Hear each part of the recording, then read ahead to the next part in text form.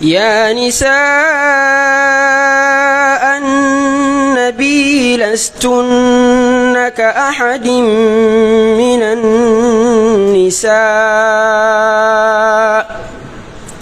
إن اتقيتن فلا تخضعن بالقول فيطمع الذي في قلبه مرض وقلن قولا معروفا واذكرن ما يتلى في بيوتكن من آيات الله والحكمة وقرن في بيوتكن ولا تبرجن تبرج الجاهلية الأولى وأقمنا الصلاة وآتينا الزكاة وأطعنا الله ورسوله إنما يريد الله ليذهب عنكم الرجس أهل البيت ويطهركم تطهيرا واذكرن ما يتلى في بيوتكن من آيات الله والحكمة إن الله كان لطيفا خبيرا إن المسلمين والمسلمات والمؤمنين والمؤمنات والقانتين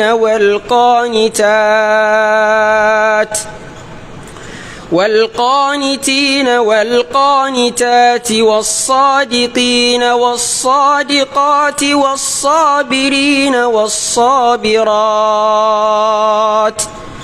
والصابرين والصابرات والخاشعين والخاشعات والمتصدقين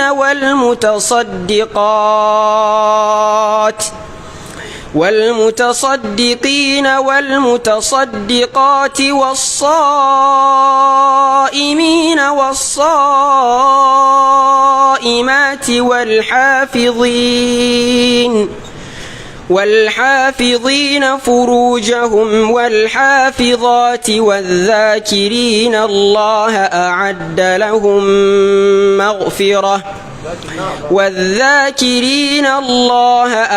لهم مغفرة وأجرا عظيما والذاكرين الله كثيرا والذاكرات أعد الله لهم مغفرة وأجرا عظيما صدق الله العظيم. بسم الله الرحمن الرحيم.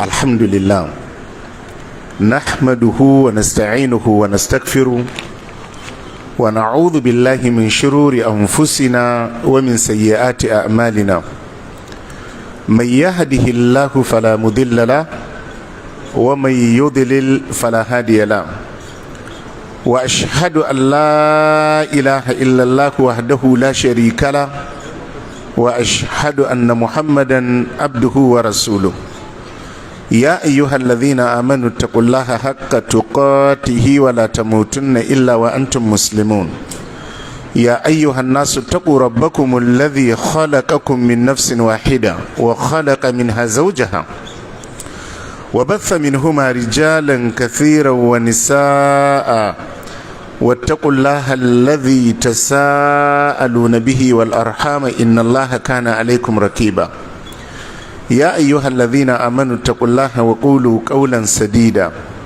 يصلح لكم أعمالكم ويغفر لكم ذنوبكم ومن يطع الله ورسوله فقد فاز فوزا عظيما أما بعد فإن أصدق الحديث كتاب الله وخير الهدي هدي محمد صلى الله عليه وسلم وشر الأمور محدثاتها فإن كل محدثة بدعة وكل بدعة ضلالة وكل ضلالة في النار. السلام عليكم ورحمة الله وبركاته. muna da godiya ma Allah subhanahu wa ta'ala wadda kuma ya nuna mana wannan lokaci a wannan safiya cikin wannan masallaci mai albarka na Usman bin Affan a nan babban birnin Difa na jamhuriyar Nijar. Muna roƙon Allah subhanahu wa ta'ala ya ƙara ma rayuwarmu albarka, Allah kuma ya datar da mu da alkhairansa duniya da lahira. Kamar yadda malam ya gabatar,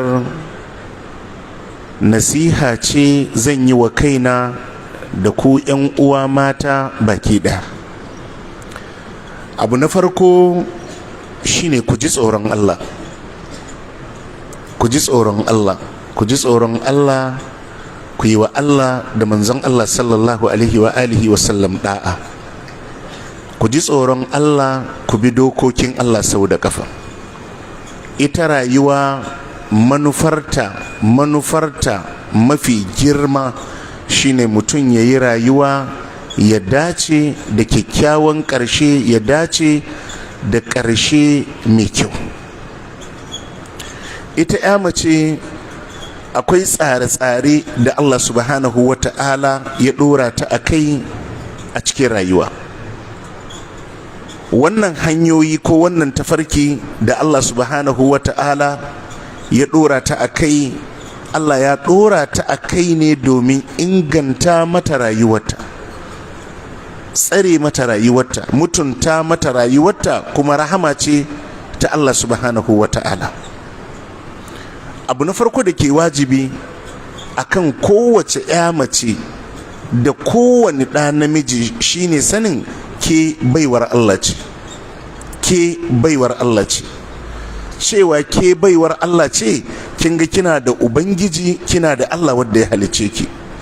Duk wadda aka ce shi bawa ne, shi bawa ne, to baya cin gashin kansa da kansa kan abin da yake so ko bayi so, sai abin da Ubangijinsa ya zaɓar mishi.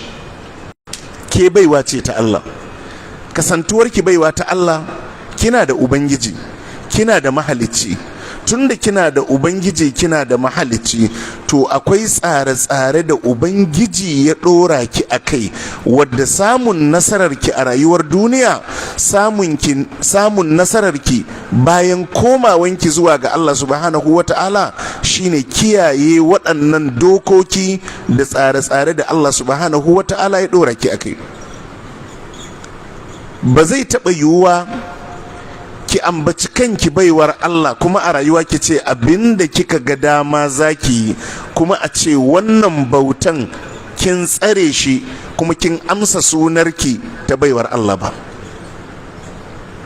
Ke baiwa ce ta Allah, Allah ne ya halicce ki, Allah ne ya ajiye ki a bayan ƙasa, ya baki tsare-tsare da zaki rayu, ya nuna miki hanyoyin da zaki bi ki yi nasara a rayuwarki ta duniya da kuma bayan komawanki zuwa ga Allah subhanahu wa ta'ala. Abu na biyu, dukkan dokoki da Allah ya ɗora a kanki, dukkan dokoki da Allah ya umurce ki ki bi su, da abin da ya hane ki, gaba ɗayansu ribarsu yana komawa ne zuwa gare ki. Babu abin da zaki, dukkan abin, duk nagartar abin, a ce kuma Allah ne ya samu riba akan abin da kika yi. Duk abin da kika yi mai kyau, ke ce zaki amfani kyakkyawan aikinki. Duk abin da kika yi mai muni, ke ce zaki girbi sakamako mai muni na abin da kika yi. Ya zo cikin wani hadisul kudusi, hadisin Abu Dharrin, Allah subhanahu wa ta'ala yake cewa, ya ibadi law anna awwalakum wa akhirakum insakum wa jinnakum kanu ala afjari qalbi rajulin wahidin minkum ma naqasa zalika min mulki shay'a. Allah yace, ya ku bayina, inda na farkonku da na ƙarshenku, mutanenku da aljanunku, ma'ana in za a ɗauko lissafi tun daga kan annabi Adam alaihi salatu wassalam har zuwa jariri na ƙarshe wadda daga haihuwarsa sai tashin alkiyama, mutanenku da aljanunku ku daidaita akan zuciyar mafi fajircin cikinku, mafi kafircin cikinku, wadda bai bin Allah, bai bin dokokin Allah, a ce tun daga farkonku har ƙarshenku haka kuke, Allah ya ce ni ba zai rage ni a cikin ikona da komai ba. ya ibadi yace ya ku bayina law anna awwalakum wa akhirakum insakum wa jinnakum kanu ala atqa qalbi rajulin wahidin minkum, inda kuma na farkonku zuwa na ƙarshenku mutanenku da aljanunku kun kasance a bisa zuciyar mafi tsoron Allahn cikinku wadda ya fi kowa kiyaye dokokin Allah a cikinku, ma za da zalika fi mulki shai'a. Allah ya ce hakan ba zai daɗe ni a mulki na da komai ba, ma'ana ba zan ƙaru da komai ba. Allah ce kuma ba zan ragu da komai ba daga gare ku. Dukkan waɗannan dokoki da Allah subhanahu wa ta'ala ya shimfiɗa mana ya ce mu bi su, Allah ya shar'anta mana waɗannan dokoki ne ba don komai ba sai don amfanin kanmu da kanmu, sai don amfanin kanmu da kanmu, sai don amfanin kanmu da kanmu. Idan ka bi baka cutar da Allah ba kuma baka amfanar da Allah ba, in ka kibi baka cutar da Allah ba kuma baka amfanar da Allah ba. Ka'idar Allah, wa ma arsalnaka illa rahmatan lil alamin. Allah ya ce wa manzon Allah sallallahu alaihi wa alihi wasallam, ban aike ka zuwa ga al'ummar ka ba, Allah ce sai don jin kai ga talikai.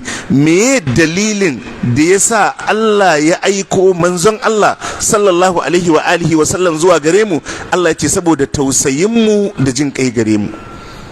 Ba wani abu ya zo da shi wadda in mun yi shi zai mora ba, ba wani abu Allah ya aiko mana wadda in mun yi shi zai mora ba. Duk abin da za mu yi makanmu ne. Shi yasa wurare da yawa cikin alkur'ani sai ki ji Allah na cewa man amila salihan fali nafsihi wa man asa'a fa alaiha. In ahsantum li anfusikum wa in asa'atum falaha. Idan mutum ya aikata mai kyau, yayi mai kyau, yayi nagarta, yayi makansa ne. Idan ya munana ya bata, yayi makansa ne. Bisa waɗannan ƙa'idodi nake so ku kalli dukkan abin da za mu ambata. Duk abin da Allah ya ce ki, idan kin yi makanki ne, yin kuma alkhairi ne gare ki. Idan kin kiki ba kin kiki ne ma wani ba, kin kiki ne makanki, kuma ke za ki cutu da wannan abun. Allah ba shi da bukatar komai a wajen ku. Wa qala Musa in takfuru antum wa man fil ardi jami'an fa inna Allah laganiyyun hamid. Annabi Musa ya gaya wa mutanensa, ya ce idan da ku banu Isra'il da dukkan mutanen da suke duniya da su kafirce ma Allah, Allah wadatacce ne gabarin duk abin da ku yi na da'a. Abu na farko, Allah ya wajabta miki riko da addini. Shi riko da addini rahama ce, gata ne da Allah ke nufan wadda yake so da shi. Annabi sallallahu alaihi wa alihi wa sallam yake cewa inna Allah qasama bainakum akhlaqakum kama qasama bainakum arzaqakum wa inna Allah yu'ti dunya man yuhib wa man la yuhib. Allah ya kasa ɗabi'unku a tsakaninku kamar yadda ya kasa arzikinku a tsakaninku. Sai ce wa inna Allah yu'ti dunya man yuhib wa man la yuhib. Allah na ba da duniya ma wadda yake so, kuma na ba da duniya ma wadda bai so. Duk abin da Allah zai iya baka na rayuwar duniya, to zai ba makafiri ma wannan abun. Wala yu'ti dina illa liman ahabba. Annabi yace amma Allah bai ba da addini sai ma wanda yake so. Annabi sai ce faman a'tahu Allahu dina faqad ahabbahu. Duk wanda Allah ya bashi addini, Allah ya nuna mai soyayya, ya nuna mai kauna. A wata riwaya wala yu'til imana illa liman ahabba. Bai ba da imani sai ma wanda yake so. Addini ƙauna ce ta Allah ke sa Allah ya datar da mutum da addini.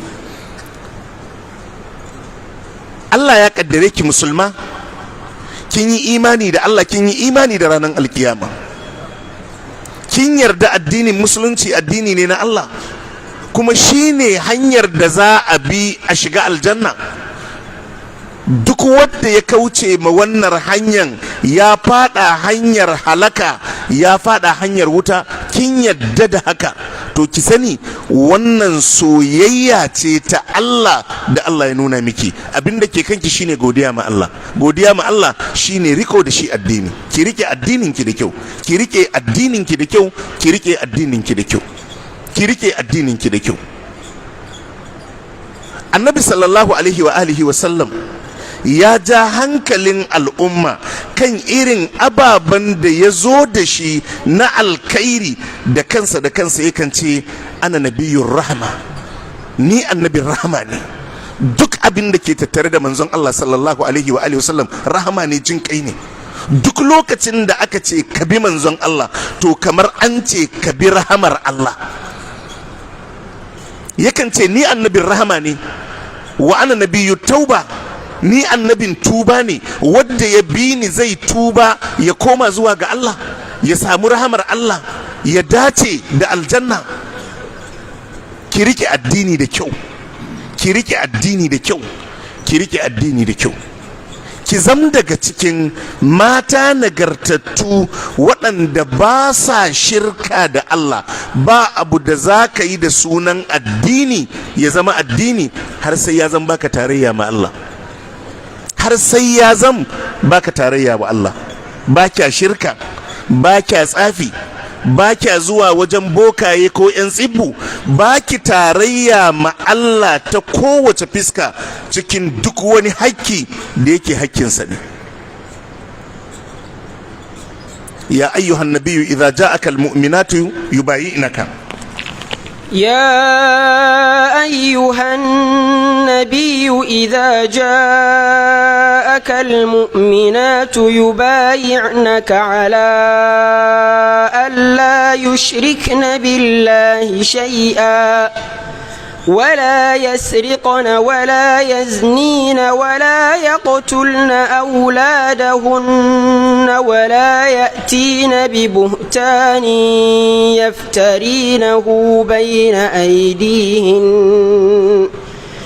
يفترينه بين أيديهن وأرجلهن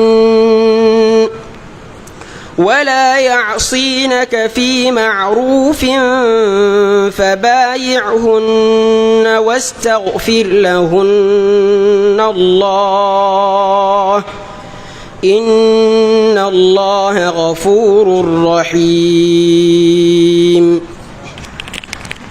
Allah maɗaukakin sarki ya ce wa manzon Allah sallallahu alaihi wa alihi wa sallam, ya ayyuhan nabiyyu, ya kai wannan annabi Muhammad sallallahu alaihi wa alihi wa sallam, idza ja'aka almu'minatu yubayyi'naka, idan mata mu'minai sun zo maka za su maka mubaya'a, ka karbi mubaya'ar su ala Allah yushrikna billahi shay'a, bisa sharadin ba za su yi shirka da Allah ba. Addini bai taba zama addini a wajen wanda yake shirka da Allah ba.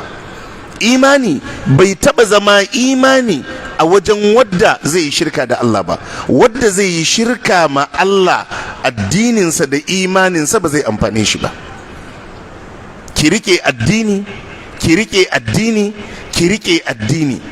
Rukuni na farko na rike addini shine bauta ma Allah subhanahu wa ta'ala ba tare da shirka a cikin bautarki ba. Allah ya ce idan mata mu'minai suka zo da su yi maka mubaya'a, ka karbi mubaya'ar su bisa sharaɗin ba za su yi shirka da Allah ba. Duk abinda zai kusantar da ke zuwa ga shirka da Allah a cikin kowane irin nau'i na bauta, ki nisance shi. Wannan shi yake nuna ke mai addini ce, kuma addinin ki zai amfane ki. Karki yadda a ce kina sallah, kina azumi, kina saka hijabi, kina karatun alkur'ani, amma kina zuwa wajen bokaye. Karki yadda a ce kina sallah, kina azumi, kina saka hijabi, kina karatun alkur'ani, amma kina hulɗa da tsafe-tsafe akan waɗansu bukatu na rayuwar duniya.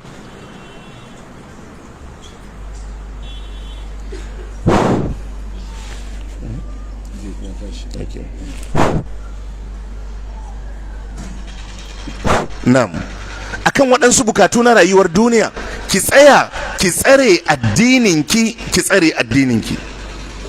Allah yushrikna billahi shay'an wala yaznina wala yasrikna wala yaznin.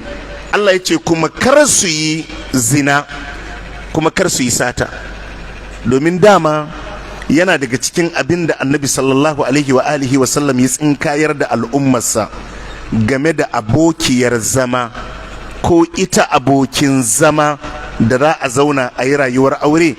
Annabi ya ce maganan addini, maganan mutunci, maganan ɗabi'u masu kyau.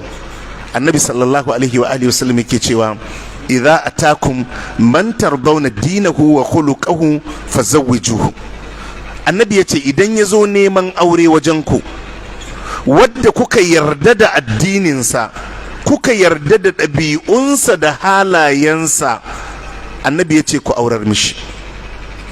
idza atakum man tardawna dinahu wa khuluquhu, idan ya zake muku neman aure a wajenku ko a gidanku ko ƴaƴanku ko kannanku, man tardawna dinahu, annabi ya ce wadda kuka yarda kuka gamsu da addininsa, wa khuluquhu, kuka yarda da halayensa da ɗabi'unsa, fazawwijuhu. Na'am, fazawwijuhu, annabi ya ce ku aurar mishi. Illa taf'alu, annabi ya ce in kuma ba ku yi haka ba, takun fitnatun fil ardi, to wata fitina za ta kasance a bayan ƙasa, wa fasadun kabir, da wani fasadi mai girma. Domin auratayya babu yadda za a yi mace ta yi zaman aure ta ji daɗin zaman aure in ba mai addini ne da ɗabi'u masu kyau ba. Watan tsarin aure ba zai yiwu a yi rayuwa da wadda ba shi da addini ko halaye masu kyau sannan kuma a ce za a ji daɗin zaman auren ba. Ita ma mace annabi sallallahu alaihi wa sallam yake cewa tunkahul mar'atu li arba'in, limaliha wa li hasabiha wa li jamaliha wa li diniha. Annabi sai ce fasfar bi zati dini, a wata riwaya fasfar bi zati dini wal khuluqi. Annabi ya ce ka ɗauki ka zaɓi mai addini da kyawawan ɗabi'u. Wato duk lokacin da aka zo magana akan zamantakewar auratayya zaka ga waɗannan sifofi guda biyu jagaba ne a cikin zamantakewar auratayya. Addini, halaye masu kyau. Addini, halaye masu kyau. Idan wadda addininsa da ɗabi'unsa kuka yarda da su, aƙidarsa mai kyau ce, halayensa da ɗabi'unsa masu kyau ne, annabi ya ce ku aurar mishi. Kuma maza idan kun tashi za ku nemi macen da za ku aura, annabi ya ce ku duba wacce take da addini, wacce take da ɗabi'u masu kyau. Waɗannan gaɓoɓi guda biyu su ne jagora a cikin zamantakewan auratayya. Duk wanda ya auri mace ba mai addini ba, duk wanda ya auri macen da ɗabi'unta ba su da kyau, to ba zai taɓa jin daɗin zama da ita ba, rayuwar ba za ta taɓa yin daɗi ba. Duk macen da ta auri mijin da bayi da addini ko ba shi da ɗabi'u masu kyawu, ba za ta taɓa jin daɗin wannan zamantakewa na auratayya ba. Shi yasa annabi sallallahu alaihi wa alihi wa sallam ya ce to da zaran an tashi maganan aure, annabi ya ce a duba addini, a duba ɗabi'u masu kyau. Cewa a duba addini, a duba ɗabi'u masu kyau, ai wannan ana ankarar da kai ne cewa gidan fa idan an je za a zauna ai zaman addini da ai, tunda da matar da mijin duka ubangiji ya halice su ne domin su bauta mishi. Zaman aure ai ibada ne. Idan kuma ba ibada za a gina ba, wata rayuwa ta duniya za a gina, to ba za ta ba da sakamakon da ake so a samu ba. Allah sai ce wala yaznina wala yasrikna. Bayan an tsare tauhidi, an tsare bautan Allah shi kadai ba abokin tarayya, to abu na biyu Allah sai ya ce to idan mata sun zo za su yi mubaya'a, a karbi mubaya'ar su akan sharaɗin ba za su yi zina ba, sannan kuma ba za su yi sata ba. Lokacin da wannan gabar ta sauka, annabi sallallahu alaihi wa sallam ya karanta wa mata wala yaznina wala yasrikna. Hindu wala yasrikna wala yaznina. Hindu sai ta ce a watasnil hurra. Hindu sai ta ce ashe ya tana zina ne. Ita ta ji wani doka wadda su ba san shi ba. Ya a yi aure halattaccen aure, kuma yar da aka haifa a wannan auren ta je ta yi zina. Hindu ta ce dama ya tana zina ne, ya ba baiwa ba, ta je ta ba da kanta a yi zina da ita. Ta ce ashe ya tana zina ne.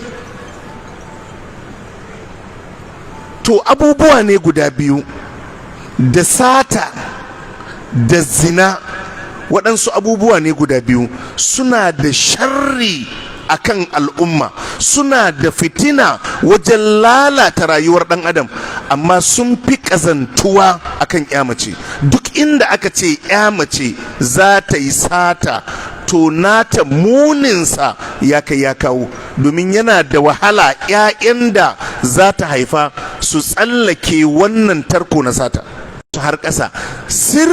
Sirrurruka ne a ciki na alkhairi ga rayuwar ya mace, wadda Allah kaɗai ya san iya abinda yake ba wa ya mace na kariya a rayuwarta, da ƙimarta, da mutuncinta, da darajarta yana alaƙa da riƙonta da addininta da kuma bin shari'ar Allah. Saboda haka Allah sai ya yi umarni cewa kar mata su zam za su yi sata, kar kuma ya zam za su yi zina. Duk wani abu da zai kai zuwa ga sata, duk wani abu da zai kai zuwa ga zina, ki tsare kanki daga wannan abun. Ki tsare kanki. Rayuwarki a duniya ba za ta yi kyau ba, sannan haɗuwarki da Allah ba zai yi kyau ba. Saboda haka abu na farko 'yan uwa shine tsare addininku. Abu na biyu shine ki yi ƙoƙari a gidanki na aure ki tsare addini. Wacce ba ta yi aure ba ta yi ƙoƙari ta tsare addini lokacin aurenta. Idan miji ya fito wadda zai aure ki, ki duba addini, ki duba kyawawan ɗabi'u. Ku iyaye ku duba addini, ku duba kyawawan ɗabi'u. Wannan shine zaɓi da manzon Allah sallallahu alaihi wa alihi wa sallam yi wa al'ummarsa. Idan ka tashi aure ka duba addini, ka duba kyawawan ɗabi'u. Wannan shine zaɓi da manzon Allah sallallahu alaihi wa alihi wa sallam ya yi ma al'ummarsa. Duk wanda ya kauce ma wannan turban, to kuma zai gamu da tangarɗa a rayuwarsa ta zamantakewan auratayya. Kalma ta ƙarshe, iyaye mata ku tashi tsaye wajen tarbiyya ma 'ya'yanku tarbiyya na addini. Ku tashi ku yi tarbiyya ma 'ya'yanku tarbiyya na addini. Ku iyaye mata, ku kuke da kaso mai yawa na ba da tarbiyya ma 'ya'yanku, domin daga lokacin da kika haifi ɗanki, daga lokacin da kika haifi 'yarki, ke ce kika fi kowa kusanci da wannan ɗa ko 'ya har zuwa lokacin da zai fara fita waje. Ashe duk abin da ake bukata a bashi na tarbiyya, kina da daman ki bashi. Ku yi ƙoƙari ku ba mu 'ya'yanku tarbiyya ta addini. Ku yi ƙoƙari ku ba mu 'ya'yanku tarbiyya na addini. Ku yi ƙoƙari ku ba mu 'ya'yanku tarbiyya na addini. Kuma ki sani, in baki da tarbiyya ba da ki iya ba da tarbiyya ba. Ashe kenan kin ga duk wacce take mace, to abin da ke kanta ta yi shiri cewa fa ita uwa ce. In ma baki haihu ba, nan gaba yana zuwa. Ki yi shiri, ke uwa ce. Akwai wata al'umma da za ta zo wacce ke ce nauyin ɗora su akan nagartaccen hanya yake kanki. Idan kin shirya kin yi tanadi, sai ki ga duk ɗan da za ki haifa dama kin shirya ma kowane irin ƙalubale da zai zo da shi, kuma da ki samu taimakon Allah wajen tarbiyyarsa da renonsa da kuma ɗora shi a turba wadda rayuwarsa za ta inganta, ya amfane ta al'umma, su amfane ta addini, ya amfane shi. Amma idan baki kyautata kanki ba, baki gyara tarbiyyan kanki ba, domin akwai da yawa daga cikin mata zagi wannan na ashar wani yaron a bakin mahaifiyarsa yake ji. In ya mata ba daidai ba ta zagi ubansa, ta zagi uwarsa. Saboda ka shi lalacewarsa da waɗannan kalmomi da suke fita a bakinsa, shi ba 'yan iska ne suka koya mishi ba, shi mamarsa ce ta koya mishi. Saboda ka dole ki yi shiri, ki kintsa na yadda za ki fuskanci ƙalubale da yake gaba gare ki na 'ya'yanki da zurriyarki, domin ganin an gudu tare an tsira tare. Domin annabi sallallahu alaihi wa alihi wa sallam yake cewa wal mar'atu ra'iya fi baiti zawjiha wa waladihi wa hiya mas'ula an ra'iyatiha. Ita mace mai kiwo ce a gidan mijinta da 'ya'yansa, kuma ita abin tambaya ne akan wannan kiwo da aka bata. Ranar alkiyama Allah zai tsaye da ke ya tambaye ki akan 'ya'yanki da tarbiyyarsu da rayuwarsu da yadda kika gudanar da rayuwarsu. Idan an dace kin yi nasara, idan ba a dace ba to kuma al'amura da su dawo kanki. Muna roƙon Allah subhanahu wa ta'ala ya ƙara ma rayuwarmu da zurriyarmu albarka. Allah ya muku albarka, Allah ya muku albarka, Allah ya muku albarka. Allah ya ƙara albarka wa rayuwarku, iliminku, zurriyarku. Allah ya tabbatar da mu akan alkhairin duniya da lahira. Fa subhanaka Allahumma wa bihamdika ashhadu an la ilaha illa anta astaghfiruka wa atubu ilaik.